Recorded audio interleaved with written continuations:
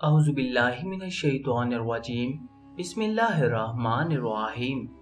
شروع اللہ کے پاک نام سے جو بڑا مہربان اور نہایت رحم کرنے والا ہے۔ سرور دو عالم صلی اللہ علیہ وسلم کے پیارے غلاموں، السلام علیکم۔ سامعین محترم، بصرہ میں ایک انتہائی حسین و جمیل عورت رہا کرتی تھی۔ لوگ اسے شاوانہ کے نام سے جانتے تھے۔ ظاہری حسن و جمال کے ساتھ ساتھ اس کی آواز بھی بہت خوبصورت تھی۔ اپنی خوبصورت آواز کی وجہ سے وہ گائیکی اور نوحہ گری میں مشہور تھی۔ بصرہ شہر میں خوشی اور غمی کی کوئی مجلس اس کے بغیر ادھوری تصور کی جاتی تھی۔ یہی وجہ تھی کہ اس کے پاس بہت سا مال و دولت جمع ہو گیا تھا۔ بصرہ شہر میں فسق و فجور کے حوالے سے اس کی مثال دی جاتی تھی۔ اس کا رہن سہن امیرانہ تھا۔ وہ بیش قیمت لباس زیبتن کرتی اور گراں بہا زیورات سے بنی سوری رہتی تھی۔ ایک دن وہ اپنی رومی اور ترکی کنیزوں کے ساتھ کہیں جا رہی تھی۔ راستے میں اس کا گزر حضرت صالح المری علیہ رحمت اللہ کے گھر کے قریب سے ہوا۔ آپ رحمت اللہ کے برگزیدہ بندوں میں سے تھے۔ آپ باعمل عالم دین اور عابد و زاہد تھے۔ آپ اپنے گھر میں لوگوں کو واعظ ارشاد فرمایا کرتے تھے۔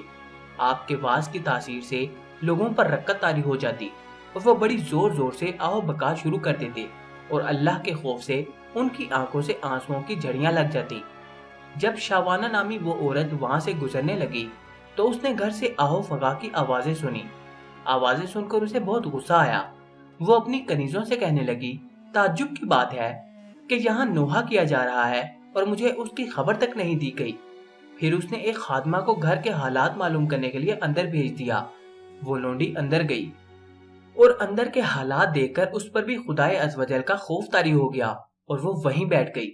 جب وہ واپس نہ آئی تو شاوانہ نے کافی انتظار کے بعد دوسری اور پھر تیسری لونڈی کو اندر بھیجا، مگر وہ بھی واپس نہ آئی۔ پھر اس نے چوتھی خادمہ کو اندر بھیجا جو تھوڑی دیر بعد واپس لوٹ آئی اور اس نے بتایا کہ گھر میں کسی کے مرنے پر ماتم نہیں ہو رہا بلکہ اپنے گناہوں پر آہو بکا کی جا رہی ہے۔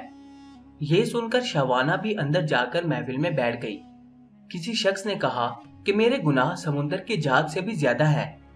آپ نے فرمایا، کوئی بات نہیں، اگر تیرے گناہ شاوانہ سے بھی زیادہ ہوں تو بھی اللہ عزوجل معاف فرما دے گا۔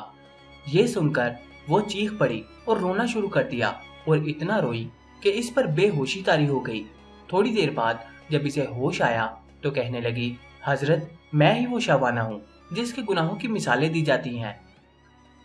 پھر اس نے اپنا قیمتی لباس اور گرا قدر زیورات اتار کر پرانا سا لباس پہن لیا اور گناہوں سے کمایا ہوا سارا مال غربا میں تقسیم کر دیا اور اپنے تمام غلام اور خادمائیں بھی آزاد کر دی۔ پھر اپنے گھر میں مقید ہو کر بیٹھ گئی۔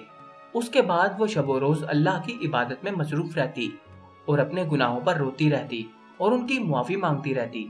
رو رو کر رب عزوجل کی بارگاہ میں التجائیں کرتی، اے توبہ کرنے والوں کو محبوب رکھنے والے اور گناہ کاروں کو معاف فرمانے والے، مجھ پر رحم فرما، میں کمزور ہوں، تیرے عذاب کی سختیوں کو برداشت نہیں کر سکتی، تو مجھے اپنے عذاب سے بچا لے اور مجھے اپنی زیارت سے مشرف فرما۔